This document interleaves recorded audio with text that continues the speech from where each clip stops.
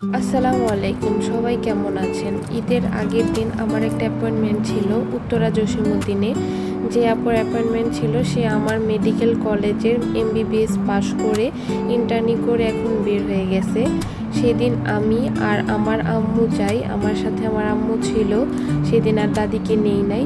আমি আমার সব অ্যাপয়েন্টমেন্টেই আমার স্মুথ স্টিকি অর্গ্যানিক মেহেদিটাই ব্যবহার করি। আপুর বাসাটা জসীমউদ্দিন থেকে অনেকটাই ভেতরে।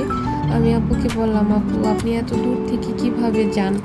এত দূর আপনি প্রত্যেকটা দিন 7 বছর কিভাবে ক্লাস করছিলেন, ইন্টার্নি করছিলেন? তারপর গল্প করতে করতেই মেহেদি ডিজাইন শুরু করে দেই। আপুর প্যাকেজ ছিল রয়্যাল ডিজাইন উইথ এলবো। তারপর ডিজাইনটা কমপ্লিট করে ফেলি। যখন মেহেদি দিচ্ছিলাম আপু বলতেছিল, আপু আপনি অনেক মনোযোগ দিয়ে একদম ধীরে ধীরে কাজগুলো করেন। আপু রয়্যাল ডিজাইন বুকিং করলেও সে অন্য সাইডে বলতেছিল যে আপু অন্য একটা ডিজাইন করে দেন আর নাম লিখে দেন। তারপর আপুর নাম লিখে দিই, 2 সাইডে 2 রকম ডিজাইন কমপ্লিট করে তারপর হাতের নিচের সাইডটা আমি কমপ্লিট করে ফেলি।